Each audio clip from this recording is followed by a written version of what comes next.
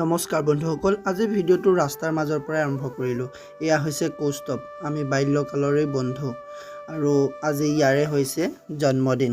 Happy birthday Kaustav. বন্ধুৰ জন্মদিন বুলি আমি দুয়ো একেলগে আজি ওলাই আহিলোঁ নেঘেৰিটিং শিৱ মন্দিৰত চাকি দিবলৈ আৰু শৰাই দিবলৈ।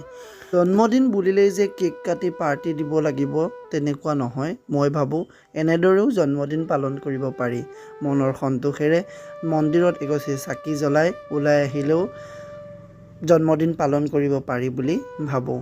আমাৰ নেঘেৰিটিং শিৱদৌলত কিন্তু বান্দৰৰ মৰম বৰ চাবলগীয়া হয়।